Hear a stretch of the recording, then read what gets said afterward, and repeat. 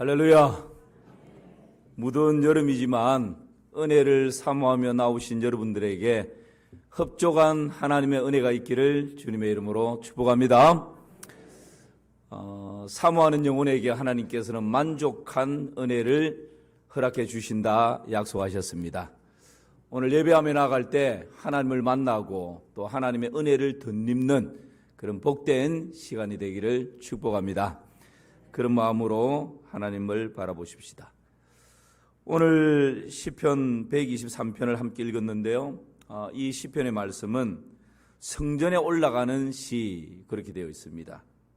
그러나 시인은 지금 성전에 올라가면서 이 시편을 기록하고 있는 것이 아닙니다.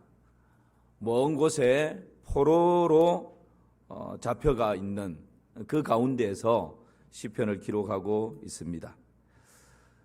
멸시와 조롱을 당하고 있는 저자가 성전에 올라가면서 하나님을 사모하는 그 마음을 아름답게 표현을 하고 있는 것이죠.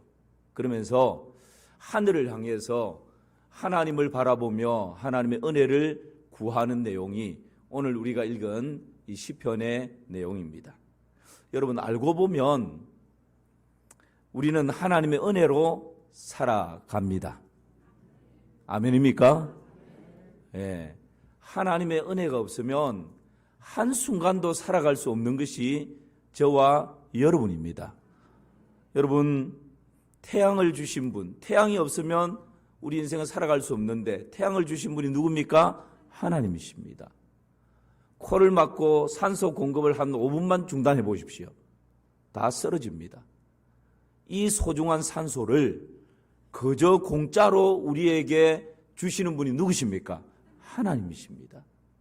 사실은 하나님이 잠시라도 5분이라도 하나님의 은혜를 중단시켜버리면 여기에 호흡하며 살아있을 수 있는 사람 아무도 없어요.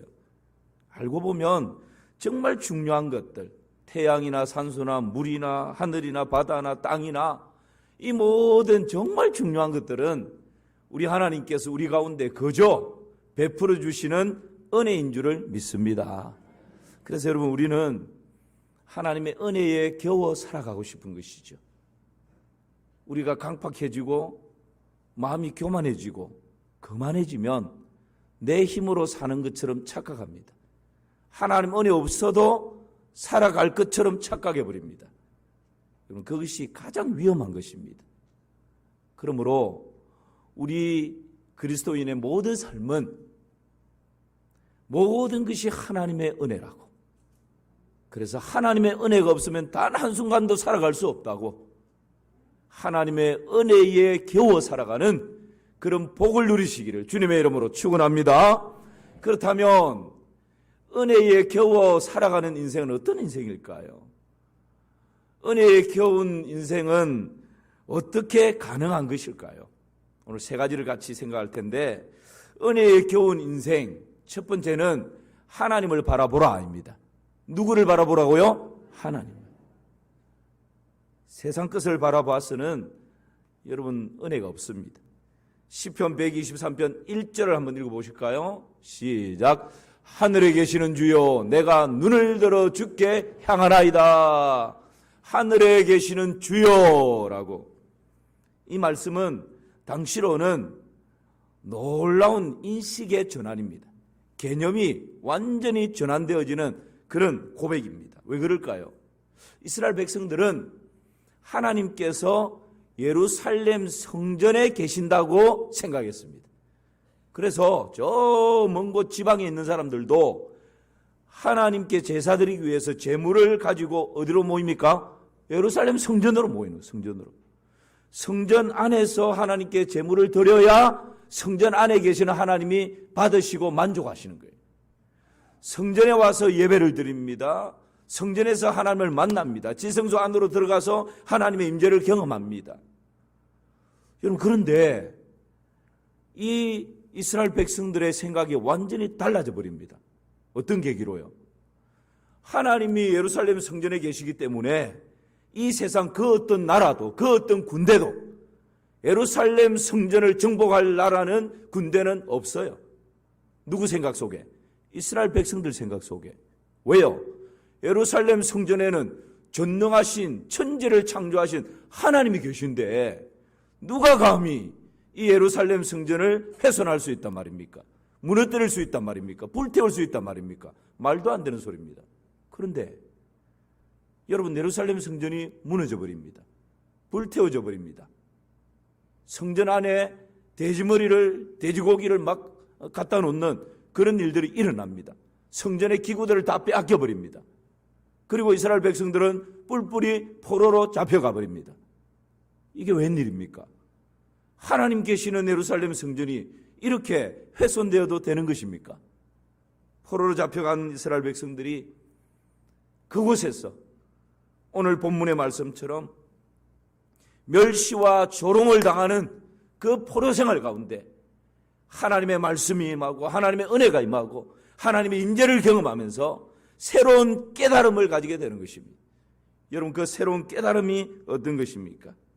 우리 하나님은 예루살렘 성전에 국한되어 계신 분이 아니라는 것입니다. 우리 하나님은 하늘과 땅과 바다와 그 가운데 모든 것을 창조하신 전능자이시다라는 것을 깨닫는 것입니다. 우리 하나님은 나라의 흥망성쇠를 주관하시는 분이시고 하나님은 이 땅 가운데 모든 나라의 역사의 수레바퀴를 친히 돌리시는 분이라는 것을 깨닫는 것입니다. 우리 하나님은 사람의 생사화복을 친히 주관하시는 분이라는 것을 깨닫는 것입니다. 그래서 그 하나님을 향해서 여러분 뭐라고 고백합니까? 상천하지의 하나님이라고 고백합니다. 모든 우주 모든 곳에 편만하게 임재해 계시는 하나님, 무소부재하신 하나님이라고 고백하는 것입니다. 여러분, 이것을 깨달았던 시편 기자는 시편 139편에서 이렇게 고백합니다. 같이 한번 읽어볼까요? 내가 주의 영을 떠나 어디로 가며 주의 앞에서 어디로 피하리까? 내가 하늘에 올라갈지라도 거기 계시며 서울에 내 자리를 펼지라도 거기 계시니이다.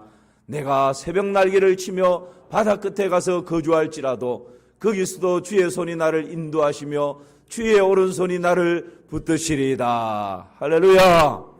여러분, 우리 하나님은 내가 하늘에 올라갈지라도 거기 계시는 분이십니다. 서울에 내 자리를 펼지라도 거기서도 하나님께서 함께 하시는 분이십니다. 우리 하나님은 내가 저 바다 끝에 가서 거할지라도 주의 손이 나를 인도하시고 주의 오른손이 나를 붙들고 계시는 분이십니다. 그러므로 여러분, 하나님에 대한 개념이 완전히 달라지는 것입니다. 하나님은 우리의 삶의 현장 가운데 우리와 친히 함께 하십니다. 하나님은 졸지도 아니하시고 주무시도 아니하시며 우리를 불꽃 같은 눈동자로 지켜주시고 보호해 주시는 분이십니다. 하나님은 우리 인생의 크고 작은 모든 문제를 친히 도와주시는 분이십니다. 하나님은 마침내 우리를 푸른 풀과 쉴만한 물가로 인도하시는 여호와 로이, 목자 되시는 하나님이십니다. 그 하나님은 우리 인생 가운데 일어나는 크고 작은 모든 문제를 마침내 다 합력해서 선으로 바꾸어 가시는 분이십니다. 여러분, 이 하나님을 신뢰하십니까? 이 하나님을 의지하십니까? 하나님께서 여러분의 삶 가운데 친히 개입하시기를 주님의 이름으로 축원합니다. 두려워 말라, 내가 너와 함께 함이니라. 놀라지 말라, 나는 내 하나님이 됨이니라. 내가 너를 굳세게 하리라. 참으로 내가 너를 도와주리라. 참으로 나의 의로운 오른손으로 너를 붙들리라 말씀하십니다. 하나님께서 우리 인생을 의로운 오른손으로 붙드시고 친히 보호하시고 지키시고 인도해 가시는 것입니다. 여러분, 이것을 신뢰하는 것이죠. 그러므로 우리는 오직 우리의 시선을 하나님께 고정해야 합니다. 세상사가 만만치 않습니다. 어디에서 누가 나를 위협할지 여러분 뉴스를 보면서 그런 마음을 느끼지 않습니까? 요즘은 귀에 이 음악을 들을 수가 없답니다. 언제 누가 어디서 나타나서 나를 해야 할지. 이런 살벌한 시대를 살아갑니다. 너무나 분주한 세상 가운데서 어디에 우리의 시선을 고정하며 살아가야 할지 여기도 바라보고 저기도 바라보고 세상도 보고 사람도 보고 정신없이 살아갑니다. 여러분, 이런 가운데 은혜 없으면 살아갈 수 없는 존재가 저와 여러분 아닙니까? 여러분, 하나님의 은혜에 겨워 살아가는 인생 첫 번째 원리는 세상을 향해서 끊임없이 돌아가는 우리의 시선을 멈추고 우리의 모든 시선을 하나님께 고정하는 것입니다. 우리의 시선을 하나님께 두는 것입니다. 그럴 때 하늘의 신령한 은혜가 우리의 심령 가운데, 우리의 가정 가운데, 나의 삶의 현장 가운데 충만히 넘쳐나게 될 줄을 믿습니다. 우리의 시선을 하나님께 고정할 때 여호와의 눈은 온 땅을 두루다니면서 감찰하사 전심으로 자기에게 하는 자에게 능력을 베푸신다 약속하십니다. 그러므로 여러분, 삶이 좀 팍팍할지라도, 우리 가정 가운데 좀 고난이 있어도, 자녀 문제 때문에 잠 못 이루는 밤을 하루 이틀, 일주일, 열흘, 한 달, 두 달 보내는 시간들이 있다 할지라도 나의 모든 시선을 그 하나님께 고정할 때 하나님만이 주실 수 있는 놀라운 은혜가 있는 것입니다.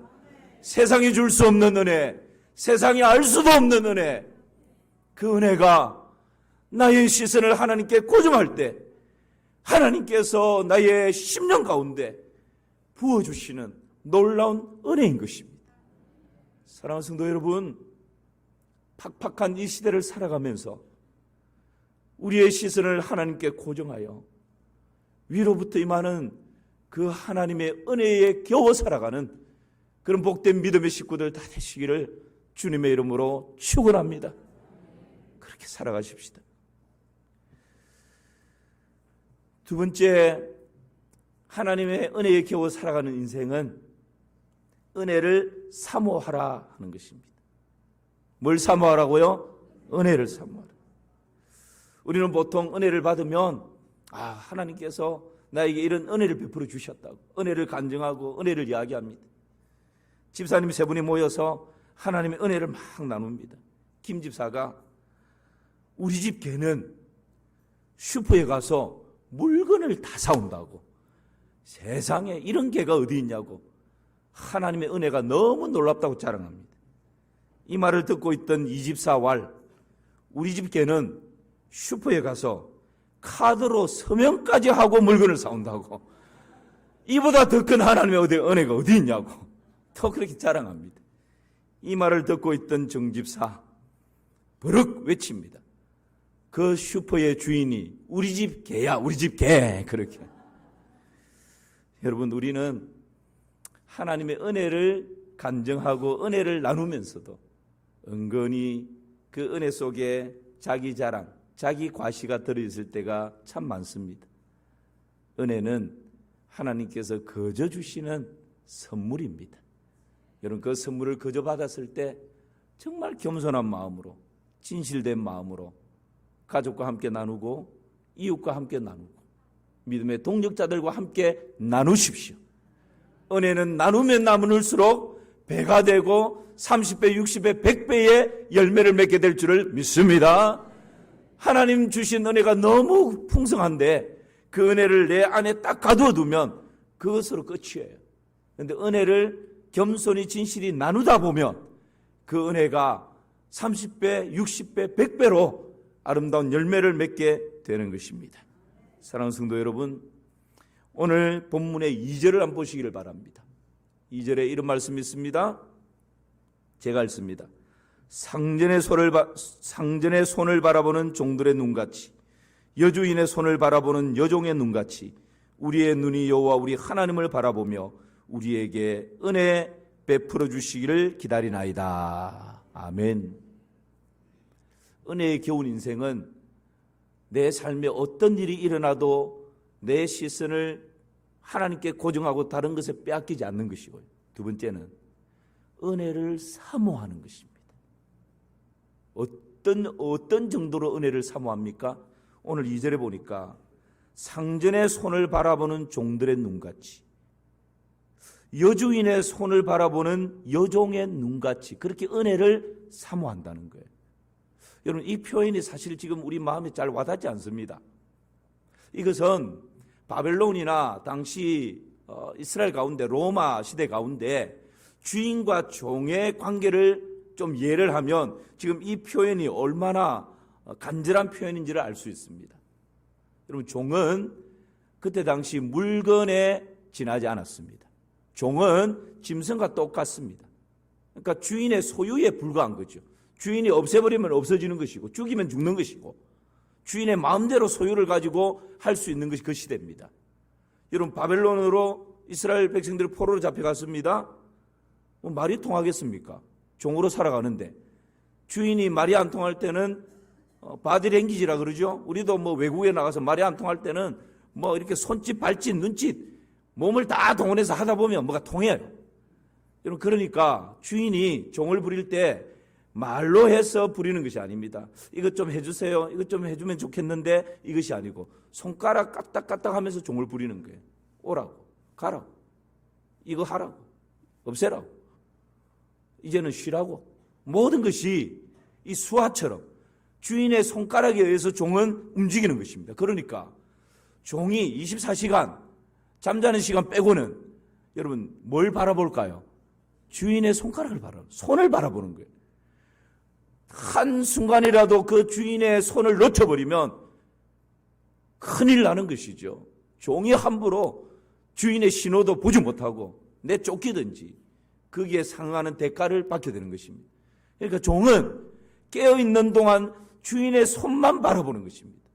여러분, 얼마나 긴장감과 얼마나 이 절박함이 있겠어요. 그 손가락 하나 놓치면, 손짓 하나 놓쳐버리면 큰 변을 당하는데 그런 마음으로 여러분 주인의 손을 바라보는, 상전의 손을 바라보는 종이 그런 모습이라는 거예요. 여러분, 그런 마음으로 하나님의 은혜를 사모하고 은혜에 목말라 있고 은혜에 굶주려 있으라고, 은혜를 간구하라고 그렇게 우리에게 말씀하고 있는 것입니다. 사랑하는 성도 여러분, 배너 같은 영화를 보십시오. 그 영화를 보면 콜로세움 그 넓은 운동장에서 결투를 벌이지 않습니까? 그러면 거기에는 분명히 승자가 있고 패자가 있어요. 승자가 승리를 합니다. 그리고는 이제 패자는 쓰러지죠. 때때로 보면 그 위에 발을 딱 올리고 칼이나 창을 듭니다. 그리고 어디를 바라볼까요? VIP석에 앉아있는 황제를 딱 봅니다. 그때 황제가 한마디 말 안 해요. 손가락 딱 가지고 딱 하면 죽는 것입니다. 그런데 손가락을 내리지 않고 그대로 딱 치게 세우면 살려주라는 거예요. 여러분, 이 순간 승리한 사람도 지금 황제의 손가락이 내려가느냐 그대로 있느냐에 따라서 목숨이 왔다 갔다 하는 패배한 사람도, 죽여라 죽여라 하는 모든 군중들도 일제히 시선이 쫙 고정되는 곳이 있는데 그곳이 누구일까요? 황제입니다. VIP석에 있는 황제의 손가락에 의해서 모든 것이 결정되는 거예요. 여러분, 얼마나 긴장감이 흐를까요? 얼마나 마음에 지금 이 간절함이 있을까요? 특히 패배한 그 사람에게는 그 황제의 손가락이 내려오지 않기를 얼마나 간절하게 바라는 그런 마음이 있을까요? 그런 가운데 모두가 그 손가락 하나에 집중하는 것이죠. 지금 시편 기자는 우리가 하나님의 은혜를 사모하고 하나님의 은혜에 목말라 있고 하나님의 은혜에 굶주려 있고 정말 하나님 은혜 없이는 한순간도 살아갈 수 없습니다. 하나님 은혜를 주옵소서라고 하는 이 절박함, 이 간절함이 마치 그와 같이 주인의 손을 바라보는 종의 모습처럼 결투에서 실패하고 패배해서 황제의 손가락에 의해서 내 목숨이 왔다 갔다 하는 그 상황에서 황제의 손가락을 바라보는 그 절박한 마음을 가진 그 실패자처럼 여러분, 우리가 하나님의 은혜를 사모할 때 그런 간절함과 그런 절박함으로 하나님의 은혜를 사모하라 말씀하시는 것입니다. 그런 은혜가 있기를 주님의 이름으로 축원합니다. 시편 107편 9절 말씀 같이 한번 보실까요? 시작. 그가 사모하는 영혼에게 만족을 주시며 줄인 영혼에게 좋은 것으로 채워주심이로다.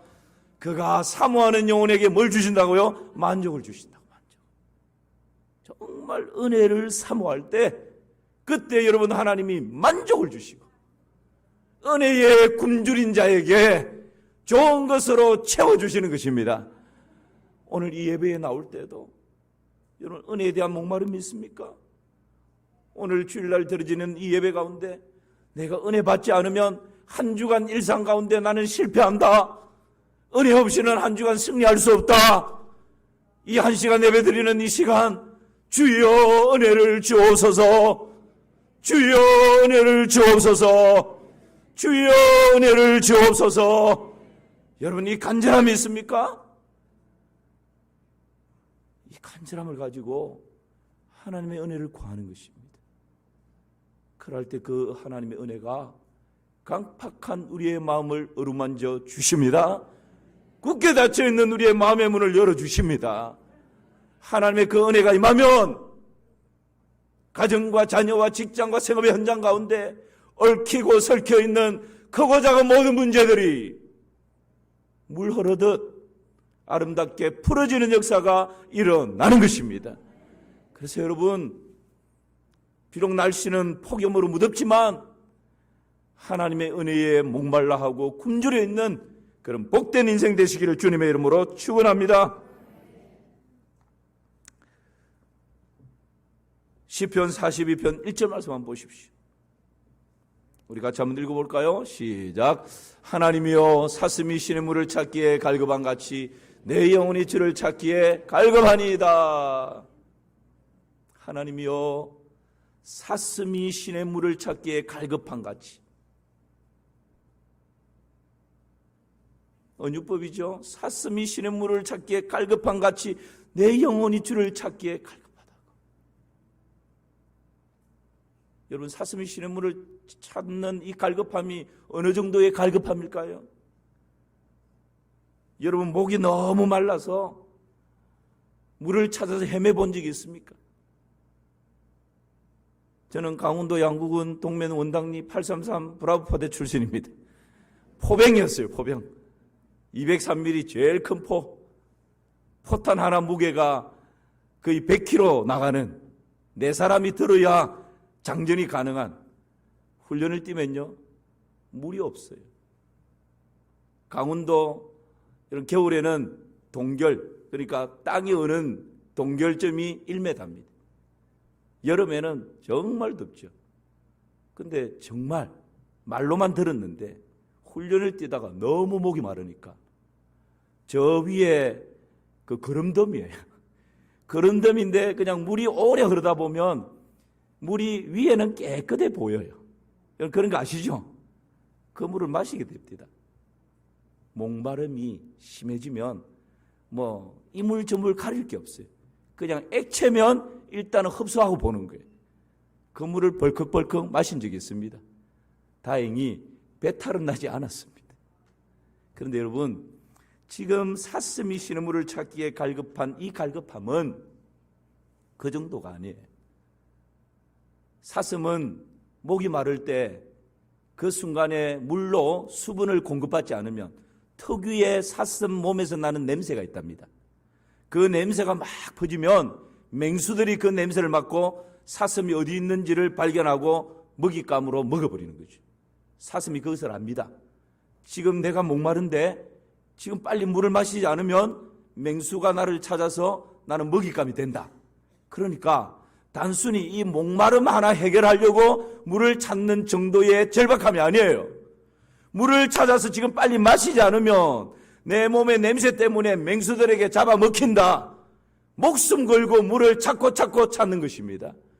여러분 지금 시편 저자가 하나님에 대한 은혜를 사모하라고 목말라하라고 굶주려하라고 갈급해하라고 절박함을 가지라고 우리에게 호소하면서 바로 그렇게 목마름을 해소하기 위한 그 정도 절박함이 아니라 은혜가 없으면 나는 죽는다. 은혜가 없으면 단 한순간도 살아갈 수 없다. 그런 절박함을 가지고 오늘도 하나님의 은혜를 구하라고 그렇게 여러분 우리에게 말씀하고 있는 것입니다. 사랑하는 성도 여러분, 은혜에 목마른 인생이 됩시다. 은혜에 굶주린 인생이 됩시다. 은혜에 절박한 인생이 됩시다. 그럴 때에 우리의 삶이 윤택해지는 것입니다. 마지막 하나는 하나님을 바라보고 은혜를 사모하고, 마지막 세 번째는 뭐죠? 은혜를 간구하라, 구하는 것입니다. 3절과 4절 말씀을 같이 보실까요? 시작. 여호와여 우리에게 은혜를 베푸시고 또 은혜를 베푸소서. 심한 멸시가 우리에게 넘치나이다. 안일한 자의 조소와 교만한 자의 멸시가 우리 영혼에 넘치나이다. 선배 목사님들에게 한 번씩 물어봅니다. 목사님은 어떻게 이렇게 오랜 시간 목회를 이렇게 성공적으로 잘 하셨습니까? 한결같이 하시는 말씀이 하나님의 은혜였다고. 처음에는 제가 관례적으로 겸손히 그렇게 그냥 말하는 그런 그겠지 생각했는데, 저도 목회 연수가 점점 지나가다 보니까 정말 그것이 맞구나. 여러분, 나 혼자 막 이렇게 이리 뛰고 저리 뛰고 발버둥치고 몸부림친다고 되는 것이 아니고, 앞서 행하시는 하나님의 은혜가 있을 때 가정 가운데에도 그 은혜로 화목해지는 것입니다. 직장과 생업의 현장 가운데도 하나님의 은혜가 부음받을 때 우리의 생각하는 것이나 구하는 것에 더 넘치도록 채우시는 하나님의 역사를 경험하게 되는 것입니다. 교회도 하나님의 은혜가 자욱하게 머물 때 모든 것이 물 흐르듯이 아름답게 흘러가게 되는 것입니다. 그래서 하나님의 은혜입니다. 여러분, 우리는 하나님의 은혜를 사모하며 은혜의 목마른 자로 살아가야 합니다. 여러분 어떻습니까? 은혜에 대한 간절함이 있습니까? 사실 요즘은 하나님 은혜에 대한 목마름이 너무 말라버렸습니다. 은혜에 대한 절박함이 별로 없습니다. 너무 살기가 편하니까 하나님 은혜 없어도 내가 가진 것으로 충분히 살아갈 수 있다고, 하나님 은혜 없어도 내 든든한 직장으로 충분히 살아갈 수 있다고, 하나님 은혜 없어도 내 배운 가방끈 가지고 당당하게 살아갈 수 있다고, 하나님 은혜 없어도 내가 깔아놓은 인맥으로 충분히 살아갈 수 있다고. 여러분, 혹 이런 마음으로 하나님의 은혜에 대한 간절함과 절박함이 언제인지 모르지만 내 안에서 다 메말라버려 있는 그런 답답한 가슴을 가지고 있는 그런 분들 많지 않습니까? 이전에 우리 부모님 세대는 지금 우리만큼 가진 것이 없었습니다. 지금 우리만큼 배운 것도 많지 않았습니다. 지금 우리처럼 이 무더운 여름날 이 빵빵한 에어컨 아래서 시원하게 예배드리는 적도 별로 없었습니다. 그럼에도 불구하고 이전에 우리 부모님 세대는 한 가지 간절함이 있었는데, 한 가지 절박함이 있었는데 하나님에 대한 은혜였습니다. 여러분, 이 은혜를 놓치지 맙시다. 이 은혜를 잃어버리지 맙시다. 아무리 내가 가진 것이 많이 채워졌다 할지라도, 아무리 내가 모든 것을 안다 할지라도 이 은혜를 잊어버리는 순간, 이 은혜를 놓쳐버리는 순간 우리는 교만한 자로 살아갈 수밖에 없는 것입니다. 다시 한번 겸손히 은혜의 자리로 나아가는 일이 회복되어져야 합니다. 우리 부모님 세대가 그렇게 하나님의 은혜를 구했기에 여러분, 지금 우리 대한민국이 이 정도로 잘 사는 나라, 잘 사는 민족이 됐지 않습니까? 우리 부모님 세대가 우리만큼 배우지 못했지만 하나님의 은혜에 대한 목마름과 간절함이 있었기에 지금 우리 대한민국에 이런 영적 부흥과 교회의 성장이 이루어졌지 않습니까?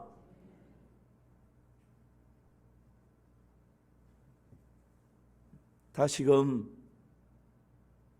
은혜의 자리를 회복하고 은혜의 강가로 나아가는 그런 복이 있기를 주님의 이름으로 축원합니다.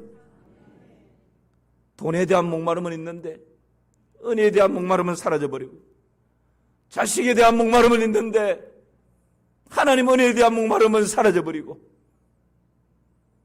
내 생업에 대한 목마름은 간절한데 하나님 은혜에 대한 목마름은 어느 순간 다 메말라버려 있는 그런 우리의 모습은 아닌지, 우리의 영적 상태는 아닌지, 여러분 이 시간 다시 한번 우리 자신들을 바라보십시다. 야복 강가의 야곱을 보십시오. 여러분 그 야곱은 하나님과 씨름합니다. 하나님을 절대 놓지 않습니다. 환도뼈를 쳐버립니다. 그럼에도 불구하고 놓지 않습니다. 당신이 내게 축복하지 않으면 가게 하지 않겠다고. 여러분 이것이 은혜에 대한 간절함이고 은혜를 구하는 자세입니다. 그럴 때에 하나님께서 어떻게 은혜를 주십니까? 야곱이라고 하는 그 이름을 이스라엘로 바꿔주시는 것입니다. 야곱의 이름의 뜻이 뭡니까? 속이는 자, 거짓말하는 자, 사기꾼. 이스라엘의 이름의 뜻이 뭡니까? 하나님과 겨루어 이긴 자. 야곱의 인생이 완전히 바뀌어지는 것입니다. 야복 강가에서 은혜 받은 야곱, 여러분 속이는 자에서, 사기꾼에서 하나님과 겨루어 승리한 자로 당당하게 살아가게 되는 것입니다. 귀신 들린 딸을 고쳐달라고 예수님께 나왔던 스로보니게 여인을 여러분 아십니까? 귀신 들린 딸을 바라보는 이 어미의 가슴이 찢어집니다. 예수님께 나와서 도움을 요청합니다. 은혜를 구합니다. 그럴 때 예수님께서 자녀의 떡을 취하여 개들에게 던짐이 마땅치 않다. 너무나 싸늘합니다. 거절해버립니다. 돌았습니까? 아닙니다. 주여 맞습니다. 그러나 개들도 주인의 상에서 떨어지는 부스러기를 먹지 않습니까? 그 주님께 부스러기 은혜라도 조사오니 주여 은혜를 주옵소서. 그렇게 간절히 은혜를 구할 때 여러분 우리 주님께서 스로보니게 여인을 외면치 않습니다. 그 여인의 딸을 즉시로 고쳐주시는 것입니다. 여러분 우리가 은혜에 대해서 간절한 사모함이 있을 뿐만 아니라 은혜를 구할 때 주님께서 우리의 생각하는 것이나 구하는 것에 넘치도록 허락해 주실 줄을 믿습니다. 정말 은혜의 겨운 인생은 어떤 사람일까요? 어떻게 살아가는 것일까요? 하나님께서 나에게 모든 것을 다 채워주시고 남부럽지 않게 살아가는 그 순간에도 하나님 한번 불어버리면 저는 아무것도 없습니다. 아무것도 없는 자인 것처럼 하나님의 은혜에 굶주린 자로 살아가는 것이 은혜에 겨워 살아가는 사람입니다. 내가 배울 만큼 배웠고 알 만큼 압니다. 그럼에도 불구하고 여전히 나는 부족한 자라고 하나님의 은혜에 목마른 자로 살아가는 것이 은혜에 겨워 살아가는 인생입니다. 내가 다른 사람보다 건강합니다. 다른 사람보다 재능을 더 많이 가지고 있습니다. 그럼에도 불구하고 은혜 아니면 나는 아무것도 아닙니다. 그런 고백으로 살아가는 사람이 은혜에 겨워 살아가는 사람입니다. 내가 남들이 부러워할 정도로 성공했습니다. 가졌습니다. 높은 자리에 올라갔습니다. 그럼에도 불구하고 가장 낮은 자리에서 다른 사람을 나보다 낮게 여기며 섬김의 자리에 머무는 그 사람이 은혜에 겨워 살아가는 인생인 것입니다. 사도 바울을 보십시오.